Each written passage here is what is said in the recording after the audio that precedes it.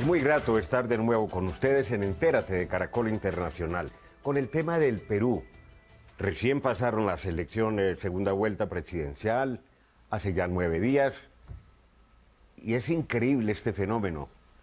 Parece que por si hubiéramos sido un país europeo, como Austria, por ejemplo, donde el ganador lo hizo por 30.000 votos, aquí por 39.000, 40.000 sufragios. Una derrota de Keiko Fujimori, la segunda en 11 años, que ella ha reconocido con algunos reparos, con mucho dolor, pero con una fuerza parlamentaria que no se puede ignorar, porque realmente su movimiento político tiene 73 congresistas de un Congreso y un Parlamento de 130. Le va a quedar bastante complejo, va a tener que apelar a toda su habilidad y conocimiento de la política y también de las realidades a Pedro Pablo Kuczynski para mantener hasta donde se pueda una unidad que saque al país, como a todos los de América Latina, de una problemática económica, política y social, que es evidente, no obstante cualquier cantidad de logros en los últimos años. Tenemos dos invitados para analizar el caso del Perú. Los dos invitados son David Sulmont, él es sociólogo, está en Lima, va a estar conversando aquí en Entérate con nosotros a través de la línea telefónica.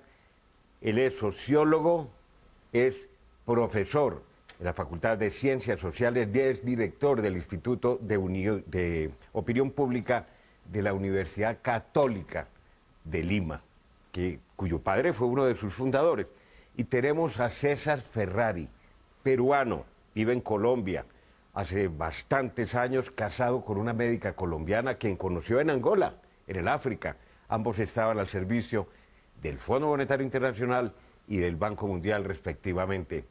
El doctor Ferrari es ingeniero, después hizo un doctorado en economía en la Universidad de Boston y una maestría también en economía en la misma universidad. Actualmente es profesor de la Pontificia Universidad Javeriana de la ciudad de Bogotá, es columnista todos los miércoles en el diario de circulación nacional El Espectador. Bueno, ¿cómo están las cosas en el Perú, doctor Sulmont? Muy buenos días. Muy buenos días. Bueno, estamos viendo cómo el nuevo presidente, Pedro Pablo Kuczynski, va a formar su gabinete. También estamos contentos porque ayer clasificamos en la Copa América derrotando a Brasil. Entonces, parece buenos ánimos hoy en día en Perú. ¿No hubo mano, no fue mano o no fue mano? Bueno, en el Perú hay un consenso en decir que fue muslo, pero eso no vamos a entrar en controversias futbolísticas ahora. Por supuesto, naturalmente. Ahora, la gran pregunta es, si el señor Pedro Pablo Kuczynski estuvo en la segunda vuelta presidencial cuando ganó el presidente Humala, se pudiera pensar realmente, doctor Sulmón, que de pronto, con algunas opiniones que ha venido indicando el presidente electo del Perú de 77 años, economista, ya fue ministro de Hacienda con el expresidente Toledo hace 15 años, en el sentido de hablar, conversar, integración nacional, de considerar la posibilidad de darle casa por cárcel al presidente dictador Alberto Fujimori, quien está condenado por la justicia y pagando cárcel, condenado a 25 años, ¿eso pudiera acercar las partes a ese fujimorismo nuevo encarnado por sus dos hijos? Pues hay que tener en cuenta que de todas maneras Keiji, el hijo de 41 años, tuvo una votación enorme, más de 320.000 sufragios. Si pudiera pensar en una especie de gobierno de unidad nacional, ¿o no cree usted? No creo que se plantee un gobierno de unidad nacional. Lo que sí creo es que el presidente Kuczynski, el presidente electo Kuczynski, va a tener que negociar de alguna manera con el fujimorismo una tregua para que una agenda legislativa, la agenda legislativa que el gobierno quiere impulsar pueda pasar por el Parlamento que está controlado por el partido de Keiko Fujimori. Efectivamente, uno de los elementos que podría suavizar las cosas sería alguna decisión en torno la carcelería de Alberto Fujimori, el padre de Keiko Fujimori. Pero él ha sido enfático, Kuczynski ha sido enfático en que no va a indultar a Alberto Fujimori. Se podría considerar eventualmente una prisión domiciliaria o en la medida que el Congreso tiene una mayoría fujimorista, podrían hacer una especie de ley de amnistía o de condiciones carcelarias especiales para personas mayores de 75 años, porque Fujimori tiene más de 76 años, 77, pero no puede ser una ley con nombre propio. En todo caso, hay algunos signos que por ahí podría haber una especie de negociación al respecto que no va a implicar un indulto. Eso sí ha sido claro el señor Kuczynski. Pero para eso va a tener que tener un buen gabinete, sobre todo un buen presidente del Consejo de Ministros, que sepa negociar puntos de agenda concretos con la mayoría fujimorista. Ahora, también eso va a depender de hasta qué punto esta mayoría fujimorista va a mantenerse unida, tomando en cuenta que casi la mitad, o ser un poco más de la mitad de los congresistas electos no son miembros del partido de Fujimori, sino son invitados que han sido reclutados en el último año, año y medio por el Fujimorismo. Doctor Ferrari, ¿y entonces en qué condición queda Verónica Mendoza? Realmente la candidata que recogía votos de la izquierda, que perdió, que fue tercera en la primera vuelta, pero que se unió, no obstante ser de una ideología política completamente contraria a la del presidente electo Kuczynski, ¿entrará a formar parte del gobierno? Yo no creo, como tampoco creo que haya una alianza explícita con el fujimorismo. De alguna manera, Verónica Mendoza, una líder muy aguerrida, muy inteligente, joven, con unos seguidores muy fuertes, fue en el fondo quien le dio la victoria a Kuczynski. Sin el voto explícito y anunciado de Verónica, tanto en español como en quechua, el sur que finalmente votó mayoritariamente, pero abrumadoramente por Kuczynski, no hubiera votado así y Kuczynski no sería presidente ahora. De alguna manera, Kuczynski le debe la presidencia a Verónica Mendoza. Pero por otro lado, Verónica ha sido explícita en anunciar que no quiere ser parte de este gobierno porque no se siente identificada, sobre todo con las banderas económicas. Y piensa que sí podría llegar a algunos acuerdos sobre temas sociales y atención a poblaciones más necesitadas. Recordemos también que el sur peruano es la zona más pobre del país y es donde ganó mayoritariamente Kuczynski gracias a Verónica Mendoza. La señora Fujimori ganó en el norte, también abrumadoramente. Y en Lima ganó Kuczynski básicamente por el voto de la izquierda, pero también porque creo que a última hora la clase alta peruana decidió de que Fujimori no iba más porque no era transparente en sus últimos actos políticos y porque lo veía muy vinculado a intereses oscuros. Pero si uno mira la votación en Lima, por ejemplo, en los barrios de clase media y de clase alta votaron mayoritariamente por Kuczynski y los barrios de clases populares votaron por la señora Fujimori. Entonces acá hay un problema serio para Kuczynski. Es una radicalización muy grande. Yo no sé hasta dónde la personalidad de Kuczynski es de un liderazgo fuerte, un hombre que tenga una capacidad de convocatoria. Pareciera para uno como un analista del exterior que no la tuviera, aparte de que la edad no lo favorece, ni tampoco su español. No, o sea, lo que pasa es que él siempre ha hablado muy lentamente y toda la vida. Muy reflexivo. Sí, eso no es novedad. Pero sin duda él es una persona muy reflexiva, no es de hacer cosas atropelladas, es un gran negociador, es un gran conciliador, es un hombre que está en la política desde hace muchísimos años. El Perú ha sido ministro de Energía, ministro de Economía, primer ministro, ministro del gobierno, el segundo gobierno de Belaúnde. En fin, tiene una enorme historia política en el Perú y siempre le ha ido bien. Además, él es un tipo que tiene una bonomía muy grande, es fácil de tratar con él. Y es músico, además. Sí, tiene muchas sensibilidades y eso lo hace tal vez más fácil de lograr acuerdos con él. Más bien yo veo dificultades por las otras partes, sobre todo el fujimorismo, porque ellos se han quedado muy resentidos.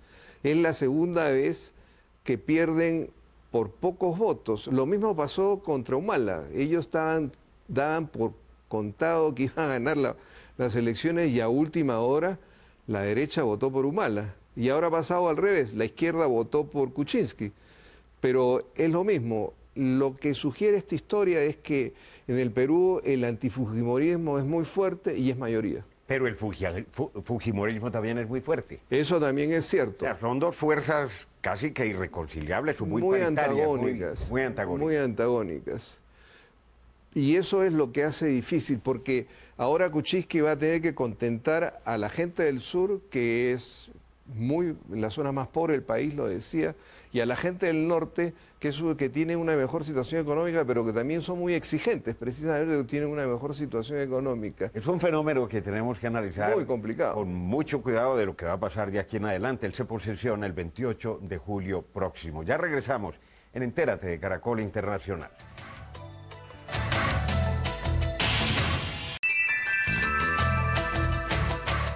Hablemos ahora de la economía, que es lo que interesa realmente a la gente del norte y del sur y a América Latina y a la banca internacional, porque los gobiernos no se caen o no aumentan su popularidad o no la pierden por otros factores distintos en general, sino es por la situación económica y social. Perú tuvo una época de gran prosperidad, su economía era una sorpresa con crecimientos del 5,5, del 6% en el Producto Interno Bruto, fue cayendo, llegó hasta el 2,4 el año pasado, ese crecimiento se ha ubicado en el 3%, el presidente Kuczynski confía en que este año 2016 sea del 4% y que el próximo año pudiera ser impulsado, si sale del Congreso, del Parlamento, una serie de reformas de apoyo al sector privado, etcétera, etcétera, del 5,5, del 6%. A pesar de la desaceleración con la que empezó este año y a pesar de la caída de las materias primas, particularmente lo que tiene que ver con la minería, con los metales, con el petróleo, con la exportación de pescado, etcétera, que son unas fuentes indiscutibles de la situación de la estabilidad y del crecimiento de la prosperidad del Perú. Esos programas, doctor Zumbón, económicos por lo menos de los dos candidatos, de la Keiko Fujimori y de Pedro Pablo Kuczynski, en el fondo no son muy distintos, casi que muy parecidos, por lo menos en los enunciados. ¿Qué va a ser del Perú en materia económica, de acuerdo con su apreciación? Bueno, el próximo gobierno va a tener el reto de cómo reactivar un poco más la economía. No estamos en recesión, como ha sido mencionado. Este año se espera un crecimiento de 4,5%. El principal reto que tiene el país es cómo diversificar sus fuentes o sus motores económicos, como se dice por acá, porque dependemos muchísimo de las exportaciones de minerales, de materias primas, sobre todo minerales, que han caído en los últimos años en todo el mundo. A pesar de ello, el Estado peruano tiene un fondo importante que se llama un fondo de estabilización fiscal que podría permitirle realizar algunas políticas de incentivo fiscal a través de obras públicas o inversión sobre todo en infraestructura. En el caso del sur podría ser, por ejemplo, una infraestructura que amplíe la distribución del gas de Camisea, que se amplíe también la distribución del gas en Lima, desarrollar quizá algún polo petroquímico en el sur del país, inversión sobre todo en vías de comunicación, en carreteras y inversión en obras de saneamiento de agua potable, que son unas cosas que están en el programa de Kuczynski. Él ha planteado también un programa de incentivo a la pequeña empresa, la micro y pequeña empresa, a través de una serie de incentivos tributarios, que es una materia de discusión porque la recaudación fiscal ha venido bajando en los últimos años, entonces varios economistas dudan si es el momento de bajar impuestos, como propone Kuczynski. No es un programa muy diferente del propuesto de Keiko Fujimori. Yo creo que es probable que en materia económica no haya demasiada obstrucción por parte del Fujimorismo en el Congreso, porque básicamente Kuczynski va a depender del Fujimorismo para avanzar su agenda legislativa. Los otros grupos que están en el Congreso, el Frente Amplio, Acción Popular y el Partido Aprista, no suman una mayoría parlamentaria. Y el otro tema central, que ha sido un tema importante en esta campaña, es el tema de la inseguridad ciudadana, un gran descontento por una importante tasa de victimización. En Perú, de acuerdo con el Barómetro de las Américas de la Universidad de Vanderbilt, 30% de las personas en el 2014 declararon haber sido víctimas de un acto de delincuencia, sobre todo en ciudades del norte del país, donde Fujimori ha tenido una alta votación. Y la marca política del fujimorismo es la marca de la mano dura, entonces ella prometía mucha firmeza frente al tema de la delincuencia, y es un gran reto que va a tener el próximo gobierno, y eso básicamente pasa por reformar a fondo la policía, invertir en la formación humana de los policías, mejorar sus salarios y su profesionalismo. Ahí hay también un reto importante cuyos beneficios no se van a, o resultados no van a verse en el corto plazo. Eso habrá que esperar un par de años para que algunas medidas tengan resultados. Ya hay ministro de Economía, pues casi que adivinado, que es Alfredo Torne, también un banquero, un hombre que muy conocido en organismos internacionales, un economista de prestigio, estudió en Oxford también, y es un hombre que tiene experiencia y él ha tranquilizado con los mercados y sobre todo los organismos internacionales de la banca multilateral. ¿Qué se puede esperar de la reforma tributaria anunciada y de la ampliación del déficit fiscal con respecto al Producto Interno Bruto? Mire, la reforma tributaria va a ser muy complicada porque... Como en Colombia igual. Como en Colombia, pero tal vez más complicada ya por la simple situación de los números en el Congreso. Es un Congreso unicameral, recordemos.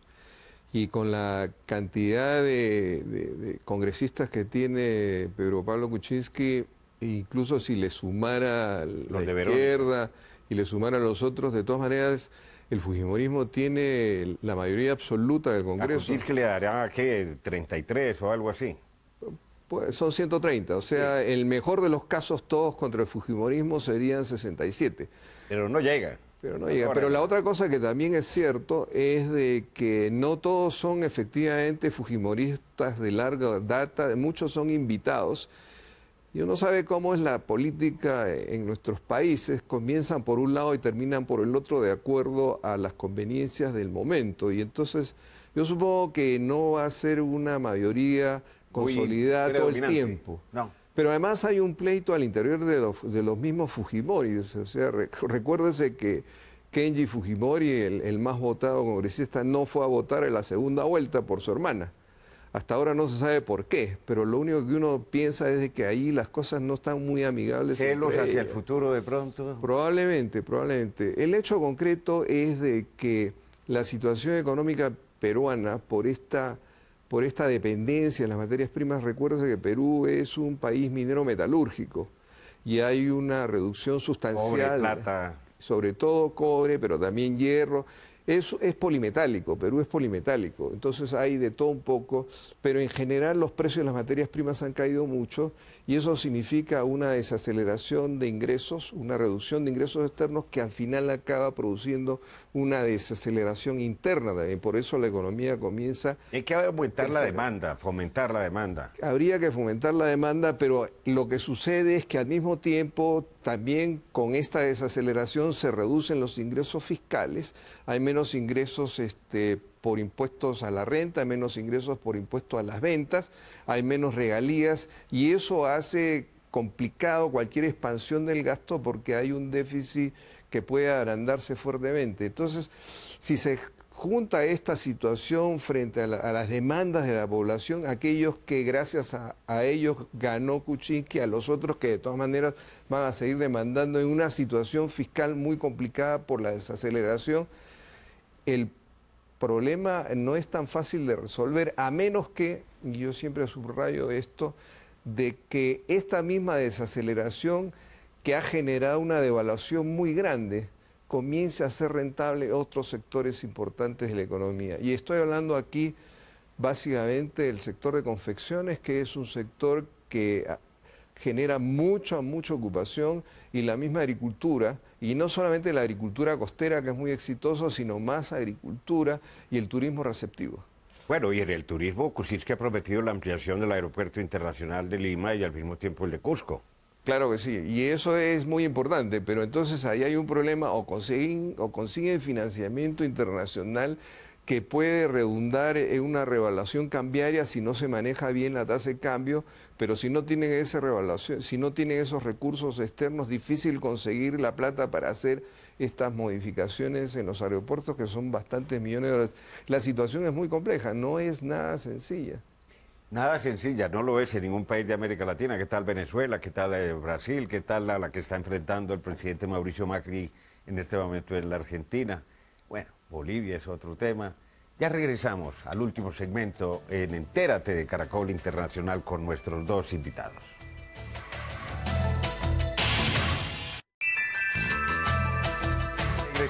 Regresamos el tema del Perú después de las elecciones. Ahora viene la realidad, lo otro eran promesas, disputas, acusaciones, todo lo que se quiera. Hablemos de la Alianza para el Pacífico, doctor Ferrari. ¿Con Kuczynski se puede esperar un fortalecimiento? Yo espero que sí. Sí. Sí, yo espero que sí. De todas maneras, Kuczynski es para beneficio de todos. Y Kuczynski es una persona que cree en los mercados abiertos, en el comercio internacional. Recuérdense que es un tipo vinculado al sector internacional desde hace muchos años. De ahí no espero que haya grandes cambios y sí tal vez un mayor interés en lograr un acercamiento con los otros miembros de la Alianza para el Pacífico. Claro, con México, con Colombia, con Chile. Con Chile. Y seguramente la adhesión de otros países.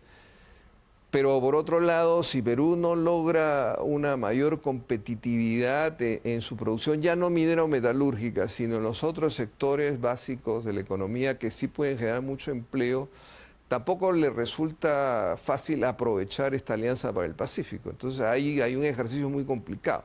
Claro, hablemos del desempleo, doctor Sulmón. Está en alrededor del 7%.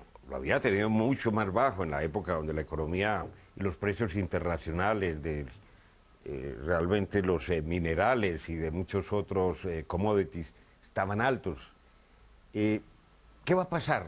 Porque esa es también la gran pregunta. ¿Va a aumentar el desempleo? ¿Se va a estabilizar? ¿Se va a disminuir?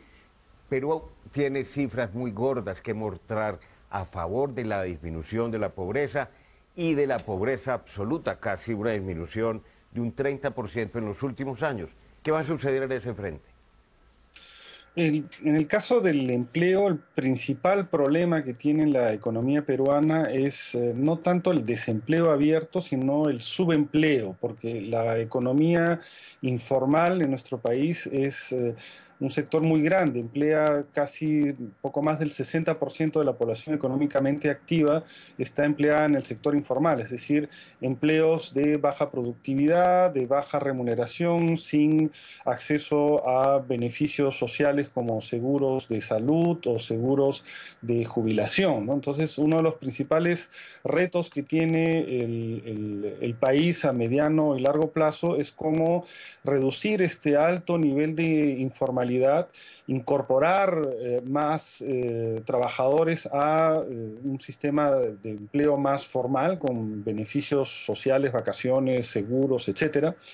Y sueldos un poco más decentes, ¿no? Porque eso es uno de los principales temas del descontento en la población peruana, los niveles de ingreso y la precariedad del empleo, sobre todo, ¿no? Si bien en los últimos años se ha incrementado el ingreso de las familias, ¿no? Como muchas de estas familias no tienen acceso a un empleo formal, pueden ser muy sensibles a shocks externos, es decir, alguien que se enferma en el hogar o alguien que pierde momentáneamente su empleo. Eso puede hacer que familias que han salido de la pobreza, que ha sido una salida muy importante en los últimos años, puedan volver a entrar a la pobreza. Entonces, ahí, para fortalecer la capacidad de la economía de dar mejores empleos, se necesita un políticas sectoriales muy imaginativas, más complejas de realizar, que aumenten la productividad, sobre todo de las empresas, de las pequeñas y grandes empresas,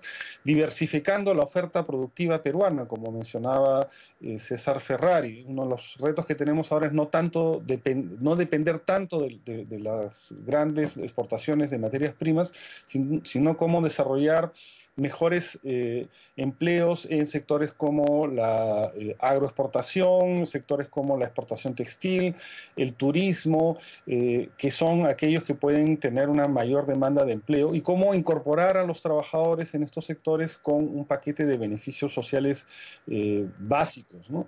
Y yo creo que ese es uno de los principales retos, que es muy complicado de enfrentar para el próximo gobierno, sobre todo tomando en cuenta las perspectivas fiscales, que no son muy halagadoras en el futuro, aunque por el momento efectivamente los déficits que tiene el Perú son manejables y hay una reserva de fondos fiscales que permiten cierto margen de maniobra al gobierno para políticas de estímulo de la demanda vía estímulo de la inversión pública, ¿no?